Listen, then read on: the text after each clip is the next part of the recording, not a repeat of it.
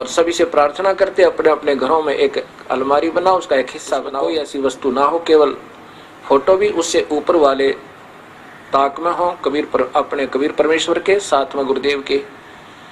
और सुबह शाम अवश्य अच्छा घी डाल के 100 ग्राम तक डालोगे, उतनी आपको आउटपुट ज्यादा होकर मिलती है। ये हवन, तीसरी यज्ञ हवन की और चौथी यज्ञ परिणाम।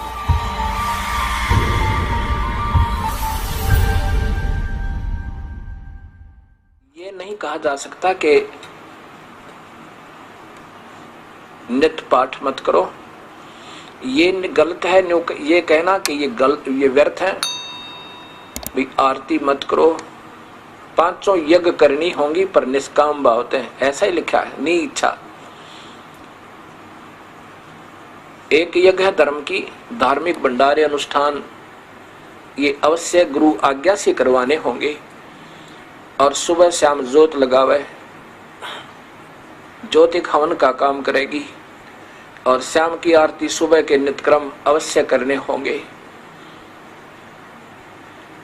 इससे हमारे हृदय में ज्ञान यज्ञ बनी रहेगी, ज्ञान यज्ञ होती है। और ज्योत जो है, ज्योति जो जगाते हैं, ये कहते हैं अंदर की ज्योति जगाओ, बाहर की ज्योति नहीं। ना तो अंदर की जगह इनकी, क्योंकि नाम गलत, गीता के विरुद्ध। और बाहर जो धर्म से पुण्य होना था, जो लाभ होना था, वो बंद करवा दिया। ऐसे ही धन धन सतगुरु, ऐसे ही राधा स्वामी पंथ में कहते हैं ज्योति मत लगाओ, ना कोई धर्म पुण्य करना, तुम्हें भोगना पड़ेगा। अब ये अधूरे सुधूरे मार्गदर्शन करके इन भोली आत्माओं को ऐसे भ्रमित कर दिया। हमने गीता में जो लिखा है वो तो करना ही करना है। हम भी उसको कहते हैं कैसे, कि जैसे गीता में लिखा है कि तुम मेरा पाठ कर अर्जुन, गीता का नित्य पाठ करता रहे तो मुझे ही प्राप्त होगा निसंदेह, कोई शक नहीं, इसमें कोई शक नहीं। केवल एक पाठ्यक्रम करते रहने से और सही नाम ना मिलने से आंशिक लाभ है, पूर्ण नहीं। यही कहना चाहे भगवान ने। कबीर परमात्मा भी यही कहते हैं कि ये जो तुम पाठ, केवल पाठ ही करते हो, चाहे वेद का करो, चाहे गीता जी का, महावीर रामायण का, और चाहे कुरान शरीफ का, पवित्र बाइबल का, या गुरु ग्रंथ साहिब का, या गरीबदास जी की वाणी का, कबीर साहिब की वाणी का करते रहो। अगर सही नाम नहीं मिला तो अधूरे और व्यर्थ है तुम्हारी साधना। इसके साथ साथ ये तो करने हैं, अगर नाम नहीं मिला तो ये सब व्यर्थ है। जैसे खेत में बीज बीजा नहीं और खाद और पानी सुचारू देते रहे तो क्या लाभ होगा? घास होगा, अन्न नहीं होगा, भूखे मर जाएंगे। ऐसे ही हमने पहले बीज बीजना है और सच्चे और सार नाम का, और उसके बाद फिर ये धर्म यज्ञ, हवन यज्ञ, परिणाम यज्ञ, ज्ञान यज्ञ, ज्योत भी जगानी है सुबह शाम, और अखंड जगा दे तो कहना है कि दिन रात चलावे।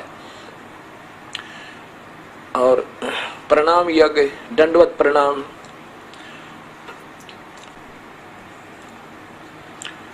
मूर्ति अवश्य रखनी अपने घर पे, मूर्ति की पूजा नहीं सत्कार करना है।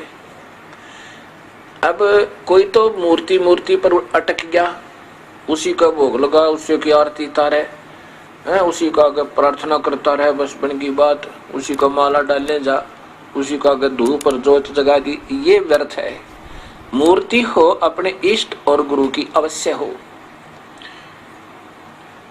और दंडवत प्रणाम करे उनको, सीने से लगा अपने गुरुदेव की मूर्ति को, अपने इष्ट की मूर्ति को। इससे हमारे अंदर विनम्रता और उनके प्रति श्रद्धा बनी रहती है। ऐसा ना करने से भी हम अधूरे रह जाएंगे। केवल मूर्ति ही पूजता रहे, ये कबीर साहब ने खंडन किया। नादानो, तुम केवल मूर्ति पर ही आश्रित हो गए, मंत्र से ही जाप कर नहीं रहे, इसलिए मूर्ति पूजा का खंडन किया। लेकिन मूर्ति का होना अति आवश्यक है, उसे देखते हृदय में गदगद हो जाता है। जैसे हम किसी ऋषि महर्षि की मूर्ति देखें, आत्मा में भक्ति की प्रेरणा जागृत होती है। ऐसे ये मूर्तियां सेंटिमेंटल का काम करती हैं, होनी चाहिए हर घर में। मंदिर में, घर मंदिर अपना एक कोने में मंदिर बना लो, एक अलमारी में, उसके एक ताक में, एक हिस्से में अपना मंदिर बनावे, मूर्ति रखा अपने गुरुदेव की, अपने इष्ट देव की, क्योंकि इष्ट देव की पूजा अवश्य होनी चाहिए। उसकी मूर्ति भी होनी चाहिए। जैसे कबीर साहब हम सबका इष्ट है, और ब्रह्मा विष्णु महेश के पिता निरंजन ज्योत निरंजन काल भगवान गीता में जो कहता है उसका भी इष्ट है। 18वें अध्याय का 64वां श्लोक निष्पक्ष भाव से फिर दोबारा सॉल्यूशन करके देखो उसको। तो हम सबका इष्ट देव तो कबीर परमेश्वर है, उसी की मूर्ति, और साथ में वो गुरुदेव जो सच्चा नाम देता उनकी मूर्ति अवश्य घर में हो, और फिर ज्योत लगावे। धूप जरूरी नहीं है, धूप तो केवल धुआं धुआं करती है। हवन का काम घी न करना, और हवन अवश्य करना। ये भी यज्ञ 5 यज्ञ करते हैं हम। एक यज्ञ है धर्म की, या इस आश्रम के अंदर हर महीने हजारों की संख्या में, कोई हजारों की संख्या में भक्त आत्मा आते हैं, और यहाँ पर उनके भोजन की व्यवस्था फ्री मुफ्त होती है, कबीर परमात्मा की कर पाते हैं। और ये धर्म यज्ञ हो गया। प्रत्येक पूर्णिमासी को 3 दिन का एक पाठ चलता है गुरु ग्रंथ साहिब का, गरीबदास जी की वाणी का, जो कबीर साहब की महिमा का, और जिसमें चारों वेद, 18 पुराण, उपनिषद, गीता, महाभारत, रामायण और सभी कुरान, पुराण, बाइबल, सभी का सामूहिक ज्ञान और पूर्ण परमात्मा का और सुख संवेद का, यानी वो सामूहिक ही उसके अंदर सारा ही पाठ हो जाता है। 3 दिन में वो पूरा हो जाता है, और 3 दिन तक अखंड ज्योत जगती है। यहाँ पर भक्त आत्मा अपना अखंड पाठ करवाते हैं। जितने भी पाठ होते हैं, जैसे कभी 100 हो जाते हैं, कभी 125 हो जाते हैं, उनके नाना अलग अलग से, उनकी अलग से ज्योति 3 दिन जगती रहती है। वो हवन होता है, और 120 ज्योतियां जहाँ पर जगह हैं, 140 ज्योतियां जगह 3 दिन के अंदर लगभग 1.5 क्विंटल घी का हवन हो जाता है, देसी घी का, और उनको सबको लाभ मिलता है। तो ऐसे 500 यज्ञ करते हैं हम। एक यज्ञ है धर्म की, दूसरी यज्ञ है ध्यान। ध्यान यज्ञ ऐसे नहीं आंखें बंद करके समाधि लाओ। सहज समाधि क्या होती है ये बताते हैं। सहज समाधि और करते हठ योग से समाधि। सहज समाधि ऐसे होती है जैसे आप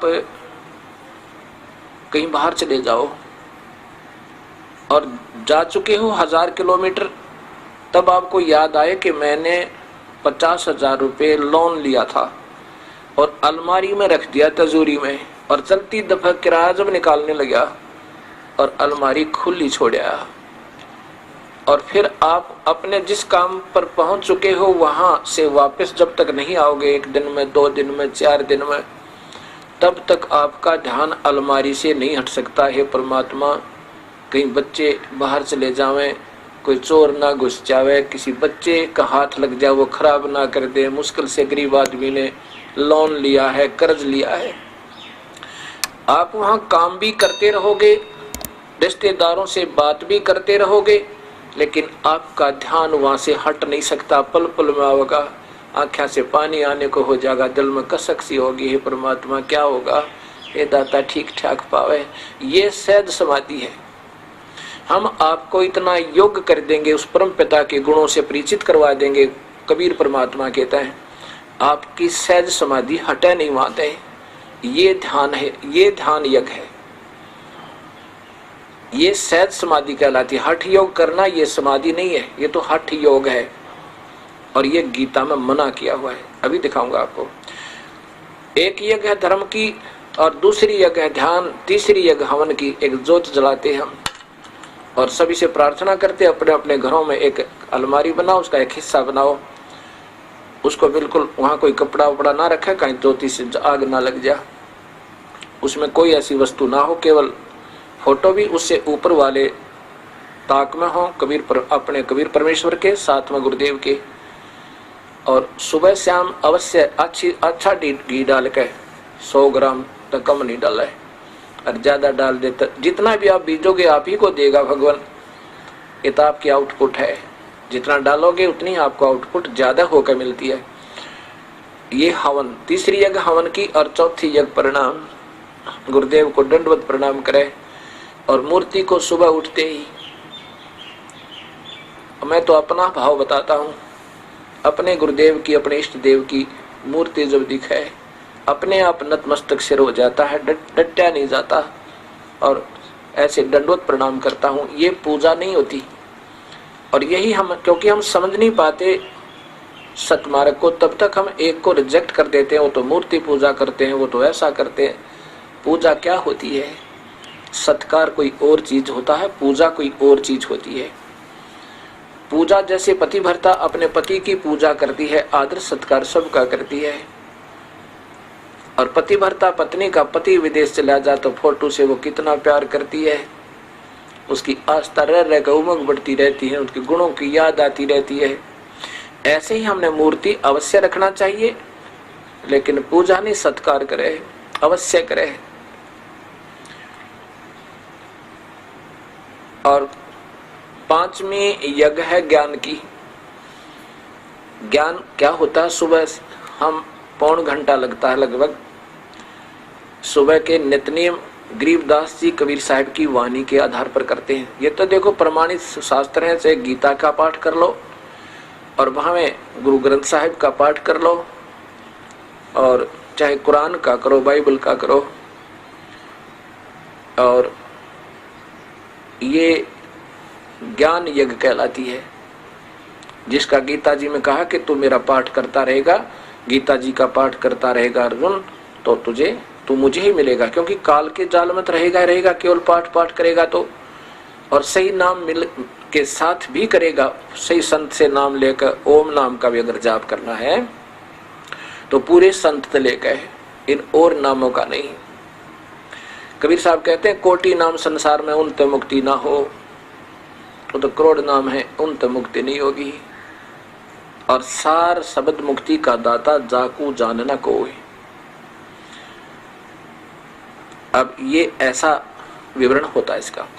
अब